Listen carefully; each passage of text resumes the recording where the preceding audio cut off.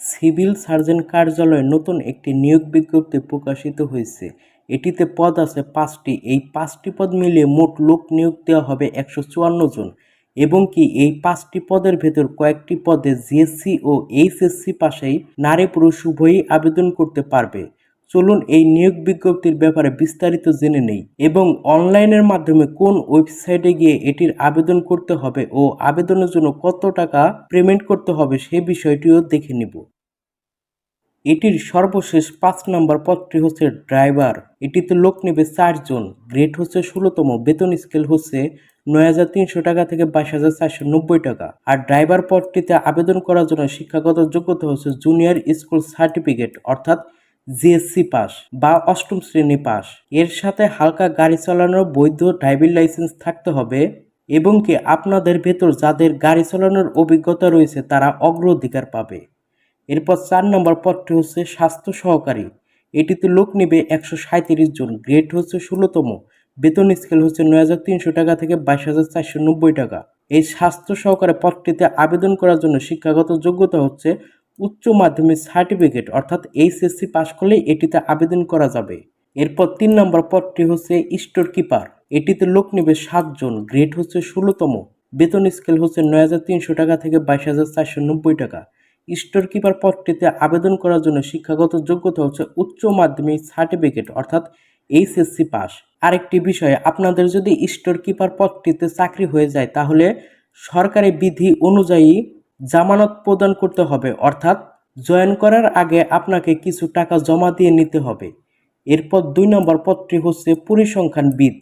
এটিতে লোক নেবে 5 জন। গ্রেড হচ্ছে 14তম। বেতন স্কেল হচ্ছে 10,200 টাকা থেকে 24,680 টাকা। এটিতে আবেদন করার জন্য শিক্ষাগত যোগ্যতা হচ্ছে কোনো স্বীকৃত বিশ্ববিদ্যালয় হতে পরিসংখ্যান অথবা গণিত অথবা অর্থনীতি বিষয়ে স্নাতক বা সমমানের ডিগ্রি থাকতে হবে। এর সাথে কম্পিউটার ব্যবহারের দক্ষতা ও অভিজ্ঞতাও থাকতে হবে। এরপর 1 নম্বর পদটি হচ্ছে 7 মুদ্রাক্ষরে কাম কম্পিউটার অপারেটর। এটিতে লোক নেবে 1 জন। গ্রেড হচ্ছে 14তম। বেতন স্কেল হচ্ছে 10,200 টাকা থেকে 24,680 টাকা। এটিতে আবেদন করার জন্য শিক্ষাগত যোগ্যতা হচ্ছে কোনো স্বীকৃত বিশ্ববিদ্যালয় হতে স্নাতক বা সমমানের সিজিপিএতে স্নাতক বা সমমানের ডিগ্রি থাকতে হবে। এর সাথে অবশ্যই কম্পিউটার ব্যবহারের দক্ষতা ও অভিজ্ঞতাও থাকতে হবে। আর এটিতে আবেদন করার জন্য বয়সীমা হচ্ছে, তার আগে আপনাদের একটি বিষয় জানিয়ে নেই, এটি আমার আগে বলে দেওয়া উচিত ছিল। সেটি হচ্ছে এই নিয়োগ বিজ্ঞপ্তিতে শুধুমাত্র দিনাজপুর জেলার স্থায়ী বাসিন্দাগণই আবেদন করতে পারবে। দিনাজপুর ব্যতীত অন্য কোনো জেলার প্রার্থীরা এটিতে আবেদন করতে পারবে না। এখন আসা যাক বয়সীমায়। এটিতে আবেদন করার জন্য বয়সীমা হচ্ছে 30/10/2024 তারিখের ভেতর সাধারণ প্রার্থীদের বয়সীমা 18 থেকে 30 বছর এর ভেতর থাকতে হবে এবং যারা মুক্তিযোদ্ধার সন্তান ও যাদের প্রতিবন্ধীর কার্ড রয়েছে তাদের ক্ষেত্রে 18 থেকে 32 বছর পর্যন্ত প্রযোজ্য। আর এই আবেদনটি সম্পূর্ণ অনলাইনের মাধ্যমে হবে। অনলাইনের মাধ্যমে https://cs.dinas.teletalk.com.bd এই লিঙ্কে প্রবেশ করে আবেদনটি করতে হবে। আর আবেদন শুরুর তারিখ হচ্ছে 3/10/2024 তারিখ সকাল 10টা থেকে আবেদনটি চলমান থাকবে 30/10/2024 তারিখ বিকাল 4টা পর্যন্ত। আর এটির আবেদন ফি হচ্ছে 5টি পদের জন্য 200 টাকা আর টেলিটক চার্জ হচ্ছে 23 টাকা।